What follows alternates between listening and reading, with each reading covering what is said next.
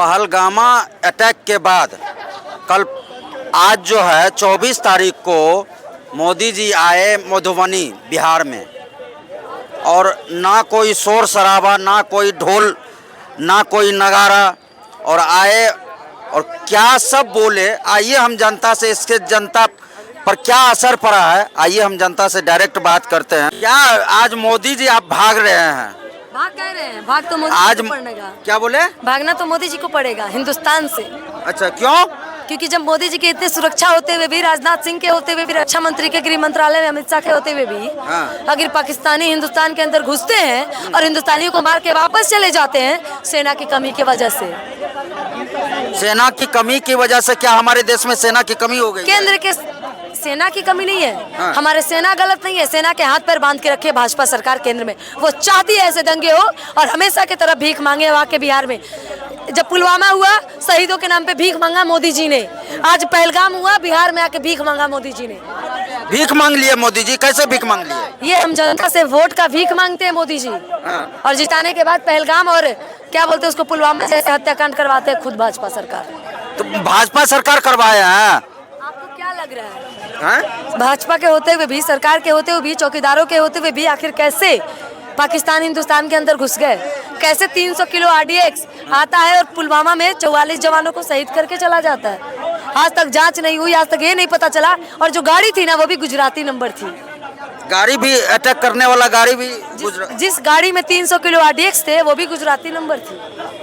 आपको भी पता है महाराज। लेकिन अगर हो सकता है ये, लेकिन आप तलवे चाटने वाले पत्रकार होंगे तो शायद इस वीडियो को कट करके चला। नहीं, हम चलाएंगे और चलाते भी हैं ऐसे ऐसे। बस सच दिखाइए, क्योंकि आप पत्रकार है तो हमको कोई सरकार की निकम्मी नहीं है क्या? क्या पाकिस्तान के अंदर से हिंदुस्तान के अंदर पाकिस्तानी घुस गई है, सरकार की निकम्मी नहीं है क्या?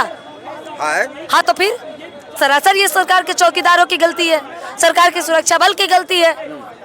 किसको किसको गलत कहिएगा, लेकिन सरकार गलती का ठेका नहीं लेगा। सरकार हिंदू मुसलमान कह के वोट लेके चला जाएगा। तो वोट लेने के लिए ये हो रहा है सब 2025 का जो इलेक्शन यहाँ बिहार में होने वाला ना, सब उसके लिए हो रहा है। बाप रे बाप, क्या बोले इस पर हम। देखिए, डायरेक्ट चुनाव पर इसका असर बोला जा रहा है। बाकी आप देखते हैं, आइए और कुछ जनता है इधर।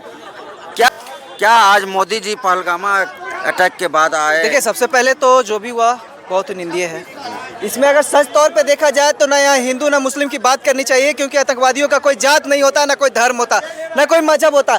अगर लोग कह रहे हैं वो मुस्लिम है तो वो अल्लाह के बंदे नहीं हैं, ठीक है। सबसे बड़ा चीज़, अगर वो जात धर्म पूछ कर भी मारे हैं तो ये गलत किए हैं। इसलिए गलत है, अगर मस्जिद पे अगर भगवा झंडा फहरा दिया जाता है तो लोग उसको गलत बोलते हैं कि हिंदू ने गलत किया। तो अगर वो भी लोग किए हैं, अगर वो पैंट खुलवा कर और धर्म पूछ कर मारे हैं तो वो गलत है, ठीक है। दोनों चीज़ का अगर तर्क देखा जाए तो इस समय अगर हिंदू मुस्लिम करेंगे तो जो आतंकवादी है उनकी मन और बढ़ेगी। नहीं तो वो सुन रहे हैं कि जो पेंट खोलवा करके, ये करके, धर्म पूछ करके कलमा भी पढ़वा रहे थे, कुछ ऐसा करके बोले थे। एक पूरी कहानी सुनिए। वहीं के नागरिक है, आदिल के परिवार थे, और जो वहाँ पे लोग मौजूद थे ये बात बोले हैं कि आदिल नाम का जो मुस्लिम एक मरे हैं, वो बोले उनको भी पढ़ने बोला गया, उन्होंने पढ़ दिया उस चीज़ को, ठीक है। एक दो और मुस्लिम को बोला गया, वो भी पढ़ दिए। लेकिन उसी बीच हिंदू लोग से पूछा गया तो वो नहीं पढ़ पाए और गोलियों की बौछावट शुरू हो जाती है, ठीक है। उसके बाद लेकिन ये सच है, वो आदिल शख्स उसने बचाने में ही अपनी जान गंवाई, ठीक है। वो मुस्लिम थे, जो उतने हिंदू मरे उसके लिए दुख है। अगर एक मुस्लिम भी मरा तो वो भी किसी न किसी परिवार का सदस्य था, किसी घर का बेटा था, वो भी मरा, वो गलत हुआ, ठीक है। वो बचाने में मरा। अगर लोग अभी अब हम हिंदू सभी भाई अब मुस्लिम भाई का विरोध करते हैं एक तरफ, तो क्या वो मुस्लिम भाई जो सपोर्ट अभी कर रहे हैं हमारे हिंदू भाई को वहाँ से निकलने में, जगह जगह जहाँ जो फंसे हुए हैं, तो क्या उसको मना करवा दे ना? नहीं है, यही ऑप्शन बचता है। 1947 में भी यही ऑप्शन हुआ था ना, हिंदू मुस्लिम करके मुस्लिम लोग को पाकिस्तान भेज दिया गया था, तो पूरे चले गए नहीं।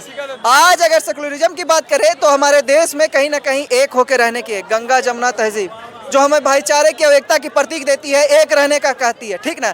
अगर यही करते रह गए तो नक्सलियों का जो मकसद था उन लोग का भाईचारा में हिंदू मुस्लिम करवाना, वो हो जाएगा। पर मोदी जी पर सवाल ये उठता है, 370 हट जाएगा, काला धन आ जाएगा, तो कश्मीर वहाँ सेफ हो जाएगा। कहाँ सेफ है? 2000 पर्यटक वहाँ मौजूद रहते हैं, लेकिन एक भी सुरक्षा में वहाँ सैनिक तैनात नहीं रहते हैं। क्या इसकी सुरक्षा में यहाँ पे चूक हुई है? जवाब देंगे मोदी जी। क्या ये जो बिहार दौरा किए अभी आवश्यक था यहाँ करना? विदेश दौरा से वापस आ गए तो क्या अभी जरूरी था ये दौरा बिहार का? दूर चला जा रहा था। नीतीश कुमार भी उसके साथ थे।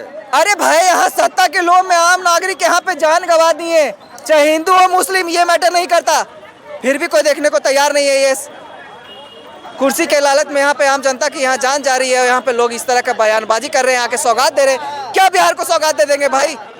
सत्ता है कि उसके बाद कहाँ जाएंगे कोई पता नहीं। और हिंदू की बात करते हैं मोदी जी योगी जी, अगर उनकी राज बनी है तो सबसे ज्यादा हिंदू ही मरने की बात आज अभी है। बांग्लादेश से बंगाल से लेके यहाँ पे आज देख लीजिए कश्मीर में भी सबसे ज्यादा हिंदू ही मर रहे हैं। क्यों? कहाँ है हिंदू एक की बात है जो हिंदू की बात करते हैं? जवाब दे पाएंगे? देखिए आइए, और कुछ आदमी हैं यहाँ पर। कुछ लोग बोल रहे हैं कि 2000 चुनाव का ये असर अटैक वाला जो है इस पर देखने के लिए। देखिए ये जो अटैक हुआ पहलगांव गांव में, जम्मू कश्मीर में, इस अटैक का मैं निंदा करता हूं। और मैं प्रधानमंत्री, गृह मंत्री और रक्षा मंत्री से सवाल करते हैं कि जब जो हमारा दुश्मन है वो कभी दोस्त नहीं हो सकता है, तो आप चले जाते हैं बिरयानी खाने के लिए, कोई चला जाता है जिन्ना के मजार पे फातिया पढ़ने के लिए। ये कब तक ड्रामा चलेगा? हम तो यही चाहेंगे ना भैया कि सियासत के चक्कर में नहीं रहिए।